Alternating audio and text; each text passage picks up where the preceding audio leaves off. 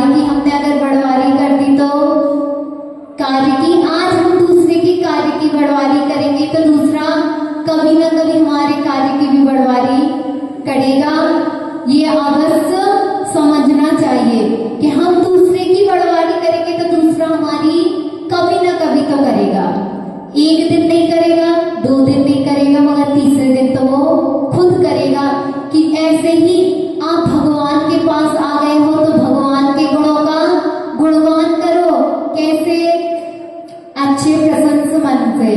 प्रसन्न मन से कैसे करोगे?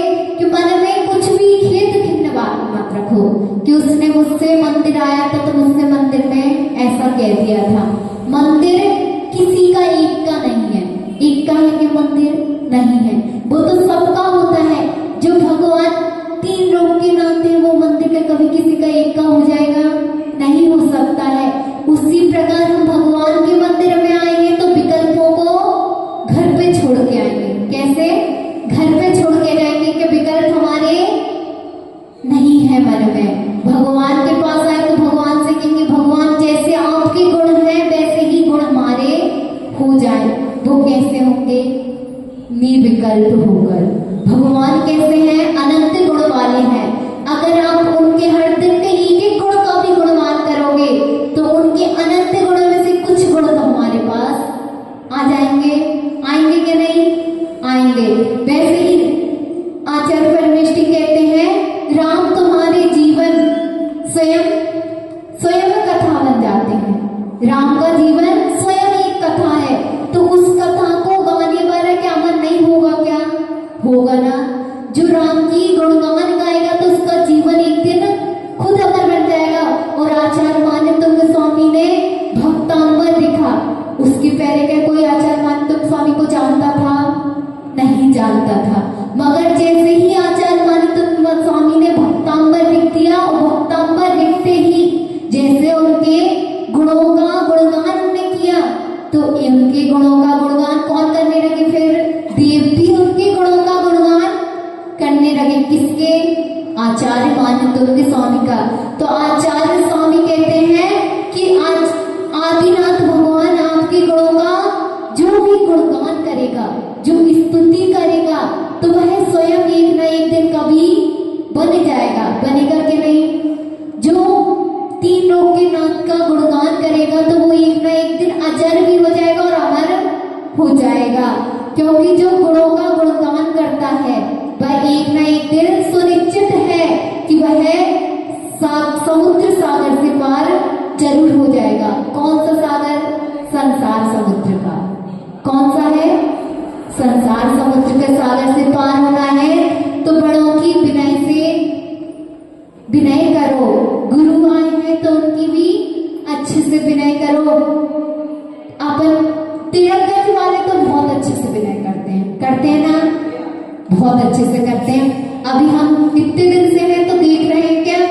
सुना कुछ था और देख कुछ रहे हैं कि तिलक वाले में इतनी भक्ति है कि अभी तक हमारा तो पहला चतुर्मास है, चल रहा है ना पहला चतुर्मास, हमने देखी तो भक्ति है, ऐसी भक्ति नहीं देखी है जैसी तिलकगंज वालों की अभी चल रही है। ऐसी ही भक्ति आप हमेशा करते रहे, 3 कम 2 पढ़ो मुनिराजों की, तो जरूर ना जरूर एक दिन आप भव से पार हो जाओगे। होगे क्या नहीं? मगर कैसी भक्ति करना? निस्वार्थ भाव से कि आप गुरु के पास तो आ गए हो मगर गुरु से ये नहीं कहने कि हमारा ये कार्य हो जाए। आप प्रभु के पास आए हो, भगवान के पास आए हो तो भगवान से कभी ये नहीं कहने कि भगवान हमारी दुकान चल जाए, क्योंकि वो 3 लोग के नाथ हैं, उनको कुछ भी करने में समर्थ नहीं है। भगवान क्या, जिनने अपनी 8 कसायों को नाश कर दिया, कि वो आपके कभी भी कुछ कार्य कर पाएंगे? करेंगे, मगर कैसे करेंगे? जब आप उनके पास निस्वार्थ भाव से आओगे। कैसे आओगे? निस्वार्थ भाव से आओगे। आओगे ना? आओगे क्या नहीं? आएंगे। ऐसे आचार्य इष्टोपदेश में आता है, यह स्वयं स्वभावाप्ति रामापि कृष्ण कर्मणा तस्मै संज्ञा निरूपाय नमोस्तु परमात्मने। गुण तुम्हारा स्वभाव है, गुण तुम्हारा स्वभाव है। तुम्हारा स्वभाव क्या तुम दूसरे को दे सकते हो? आपका जो स्वभाव है क्या आप दूसरे को दे दोगे? नहीं दे सकते हैं। जैसे जमीन को खोदने से पानी निकलता है क्या? अगर जमीन में पानी नहीं हो और आप जितना भी खोदते रहो जमीन को, कि पानी निकल पाएगा? नहीं निकल पाएगा। यदि आपका स्वभाव जैसा है और अगर आप उसको स्वभाव को बदलने की कोशिश करो, क्या बदल पाएगा? नहीं बदल पाएगा। जैसे भगवान के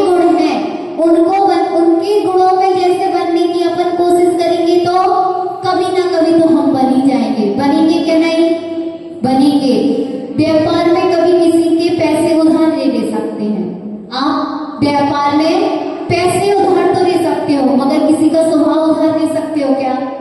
नहीं ले सकते हो। उसी प्रकार से जो भगवान के गुण हैं हम उनको भी उधार नहीं ले सकते हैं। उनके अनंत गुण हैं, मगर उसमें से थोड़े से गुण तो हम ले सकते हैं। ले सकते हैं ना? वो कैसे हैं? शांत स्वभावी हैं। कैसे हैं? शांत स्वभावी हैं, सरल प्रणति वाले हैं। उनके पास ना वो किसी की इधर से उधर करते हैं बात, ना किसी की सुनते हैं। कैसे बैठे रहते हैं? हमें हमेशा शांत। ऐसा मन को भी बनना है ना, शांत बनना है क्या? नहीं। तो कैसे बनेंगे? थोड़े से भगवान के गुणगान करके। जैसे भगवान कहते हैं किसी के गुण नहीं दिए जाते हैं। सिद्धार्थ में भगवान विराजमान है, उधर निगोधिया जी भी विराजमान है क्या? नहीं। निगोधिया जी भी ठठासठ भरे हैं, बड़े हैं, मगर उधर निगोधिया जी भी हो, सिद्धार्थ में सिद्ध भगवान भी है। मगर जो सिद्धार्थ के भगवान को सुख है, अनंत सुख है, मगर उधर ही जो निगोधिया जी है उनको उतना ही दुख है, अनंत दुख है उनको। क्या भगवान उनको थोड़ा सा सुख दे पा रहे? नहीं दे पा रहे। ऐसे ही कोई भी किसी को कुछ नहीं दे सक पाता है। क्या भगवान अपन को कुछ दे पाएंगे? नहीं दे पाएंगे। अपना जैसा स्वभाव होगा तो अपन को पैसा ही मिलेगा। चाहे कितना ही गुरुजी आपको कितना भी समझा दें कि बेटा आपको ऐसा करना है, मगर आपका स्वभाव है तो क्या बदल जाएगा? नहीं बदल सकता है। गुरु तो आपको राह दिखा देगा कि बेटा आपको इस राह को चलना है। चलना किसको है? स्वयं को। स्वयं की कॉपी स्वयं चेक कर सकते हो कि हम नरक जाने वाले हैं क्या स्वर्ग? कर सकते हैं ना? मगर कैसे? अभी माता जी बोल रही थी कि आपका स्वभाव है कि आपको सामायिक करना है तो व्यवहार को छोड़ना पड़ेगा ना? क्या सोचना पड़ेगा? मैं भगवान बन चुका हूं, तो तब व्यवहार छोड़ पाओगे कि भगवान व्यवहार निभाने आते हैं? नहीं आते हैं। मगर मनुष्य जीव है तो हमको व्यवहार भी निभाना पड़ेगा। मगर थोड़े से समय के लिए तो हम व्यवहार छोड़ सकते हैं ना? छोड़ सकते हैं क्या? नहीं। जितने समय के लिए हम मंदिर आए उतने समय के लिए व्यवहार छोड़ सकते हैं? छोड़ सकते हैं क्या? नहीं। आप मंदिर आते हो तो भगवान जैसे हमारे पास आते हो तो पहले क्या बोलते हो आहार के लिए? हे माता जी, मन शुद्धि, वचन शुद्धि, काया शुद्धि और आहार जल शुद्ध है। तो ऐसे भगवान के पास आए तो भगवान से क्या बोलोगे? मन शुद्ध है भगवान मेरा, और वचन भी शुद्ध है, वो जी काया भी शुद्ध है। मगर मैं आपके गुणगान करूंगा तो तब तक के लिए मैं क्या दूसरे से मोल ले लूंगा, जिससे कि मेरा मन अशुद्ध ना हो जाए। अगर मैं दूसरे से बात करूंगा तो आपके गुणगान नहीं कर पाऊंगा। कर पाऊंगा क्या? नहीं कर पाऊंगा। ऐसे ही आचार होगा। स्वामी सब कहते हैं देवागम नवोयान चामरादि विभूतया माया विस्तपि दृश्यन्ते ना तमसी नो महान। आपके पास देवों का आना, क्या भगवान को इसलिए पूछ रहे हैं कि उनके पास देव आ रहे हैं? क्या उनके ऊपर 64 चमन ढल रहे हैं?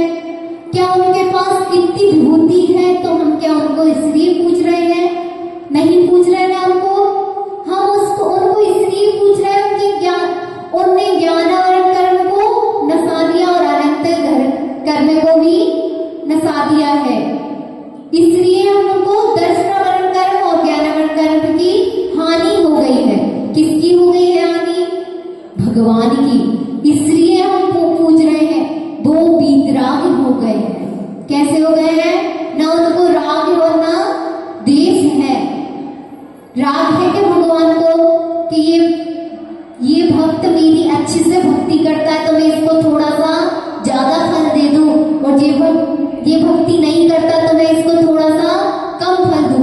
भगवान के पास ना राग है और ना देश है कि ये मुझको अच्छे से पूजेगा तो मैं इसको अच्छा इंसान बना दूंगा, और जो नहीं पूछ रहा मैं उसको गंदा इंसान बना दूंगा। क्या वो भगवान सोचते हैं कभी ऐसा?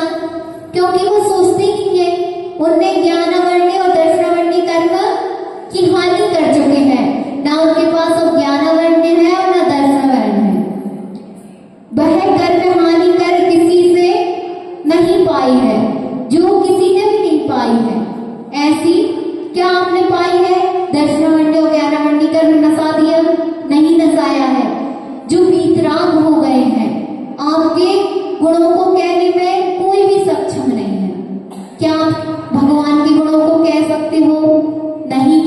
क्योंकि उनके अनंत गुण हैं। कभी न कभी हम एक गुण तो छोड़ ही सकते हैं, छोड़ देंगे। हम इतने बुद्धिवान जीव नहीं है कि आपके गुणों का गुणगान कर सकें।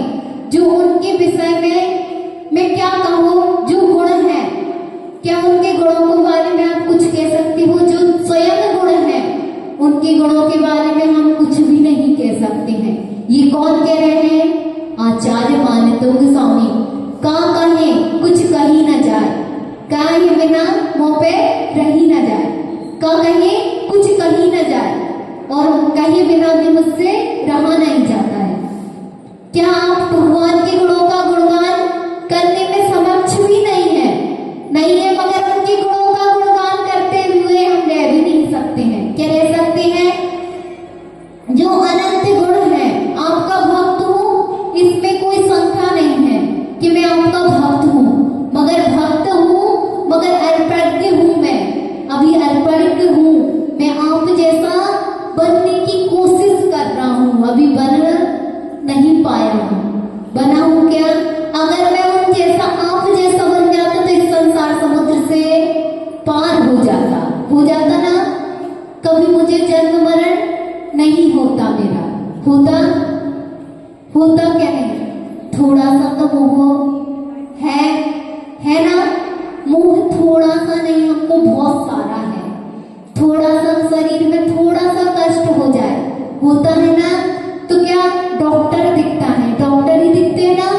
अगर सिर दर्द हो जाए एक दिन, तो उस दिन भगवान छूट जाते हैं, छूटते हैं ना। कोई छूटे या ना छूटे, सबसे पहले भगवान छूट जाते हैं, क्योंकि हमको शरीर से मोह है। आज हम अच्छे हो जाएंगे तो कल हम भगवान के पास चले जाएंगे, मगर पहले क्या? शरीर को देख लें। किसको देखेंगे हम? शरीर को देखेंगे। भगवान तो हमको फिर भी मिल जाएंगे, क्यों नहीं? क्योंकि वो तो मंदिर में ही है।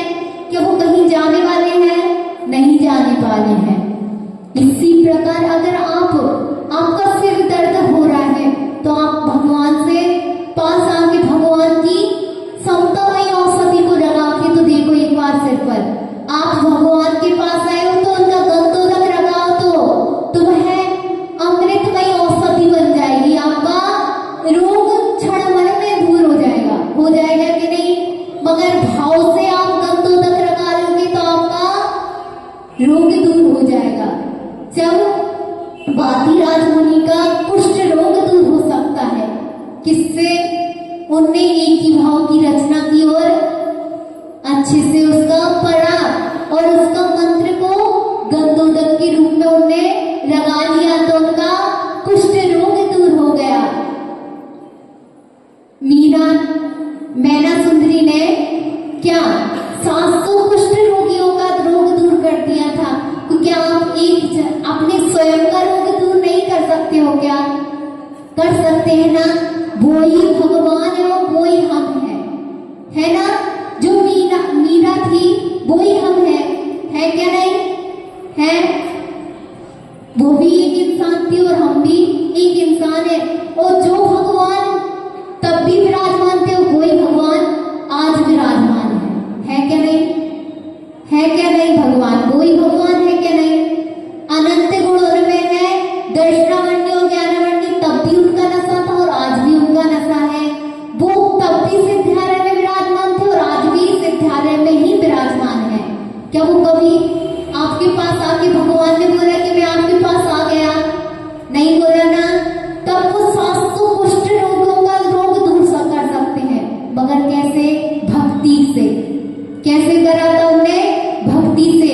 उनको कभी शंका नहीं हुई कि महाराज जी ने मुझसे बोल दिया है कि आपको ऐसा ऐसा विधान करना है तो आपका पति का रोग दूर हो जाएगा। नहीं थी ना उनको शंका अगर होती तो रोग दूर नहीं होता, रोग हो जाता दूर। शंका सीता को हो गई थी, हुई थी ना सीता को संज्ञा कि एक मुनि महाराज जी और एक माता जी अकेले में वार्तालाप कर रहे हैं जंगल में, तो शंका हो गई थी। तो उनका रानी हो गई सीता। पहले क्या थी? राजकुमारी। उसके बाद पटरानी और पुत्र वधू। किसकी? दशरथ की पुत्र वधू। उसके बाद भी उसको सुख नहीं मिला।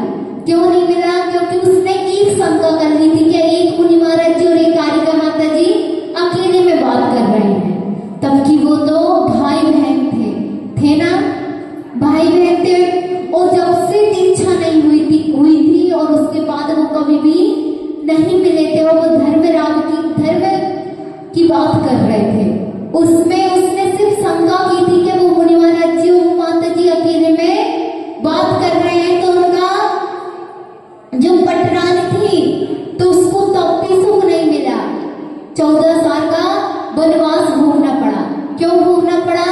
क्योंकि उसने एक शंका कर ली थी, और जिसने मैनासुत्री ने शंका नहीं की तो उसने 700 कुष्ठ रोगियों का रोग दूर कर दिया। ऐसी बिना शंका के हम भी भक्ति करेंगे तो एक ना एक दिन हम भी समुद्र पार से, संसार समुद्र पार हो जाएंगे ना। इसलिए भगवान की भक्ति बिना शंका के करना कि हमारे ये कार्य अवश्य होगा। हम भक्ति कर रहे हैं तो क्यों नहीं होगा। मीरा ने भी भक्ति की थी तो मीरा को भी उसका फल मिला था। अभी माता जी कह रही थी कि दो श्रावक अगर मंदिर के लिए आ रहे हो, धोती दुपट्टा और हाथ में क्या होना चाहिए? डिब्बी, तो उससे भी मंगल हो जाता है। और जब हम आपके पास आ गए हैं तो क्या हमारा मंगल नहीं होगा? अवश्य होगा। इसी भावना के साथ हमेशा मंदिर आओगे तो आपका कल्याण एक न एक दिन अवश्य होगा ना। इसी भावना से आप आओगे तो आपका अवश्य कल्याण हो जाएगा। आचार्य परमेष्ठी कहते हैं हम दूसरे के गुणों को तो देखते हैं ना, वो दूसरे के गुण तो नहीं दिखते हमको, मगर उसके दोष जरूर दिख जाते हैं। क्योंकि हम अनेकों जन्मों से क्योंकि दूसरों के दोष ही देखते आ रहे हैं तो हमको दोष ही दिखेंगे। हम दूसरे के गुणों को देखना स्टार्ट कर देंगे तो हमारे गुण अपने आप दिखने लग जाएंगे, दिखेंगे ना।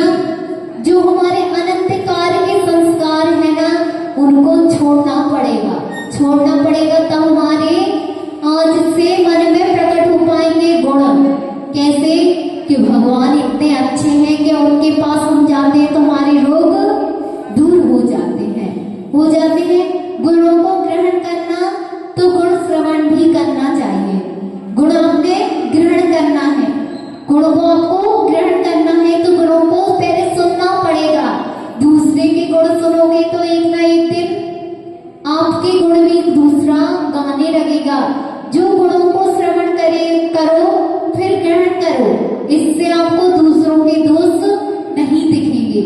आप दूसरों के गुणों को देखोगे तो उसके दोष दिखना बंद एक दिन अवश्य हो जाएगा। होएगा कि नहीं? कभी कभी जो कार्य सरसों के दाने से हो जाता है, जो सरसों के दाने से कार्य हो जाता है, वह कार्य बड़े बड़े उपायों से नहीं होता है। सरसों के दाने से जो कार्य आपका हो जाएगा, सरसों के दाने से आप शुद्धि करते हो क्या? नहीं। कोई को अगर आप घर में कुछ चीज बांधनी है तो सरसों को चारों दिशाओं में फेंकते हैं क्या? नहीं। उसी प्रकार अगर आप जैसे एक सूजी रहती है और तलवार सब चीज को तोड़ने का काम करती है क्या? नहीं। और सुई किसका काम करती है? सब चीज को जोड़ने का काम। जो छोटी चीज है वो जोड़ने का काम करती है ना। ऐसे ही छोटी छोटी आप भक्ति करोगे, एक दिन वो बहुत बड़ा कार्य कर जाएगी। करेगी ना? करेगी। क्या जो आपको मोक्ष रूपी लक्ष्मी को प्राप्त करवा सकती है अहिंसामय विश्व धर्म की। क्योंकि समय माता जी ने कितना दिया था? 9:25। और कितने हो गए? 9:35। अहिंसामय विश्व धर्म की जिसको जिम्मेदारी दी थी अभी के नाम लिखना है सबके भैया को, तो आप लोग नाम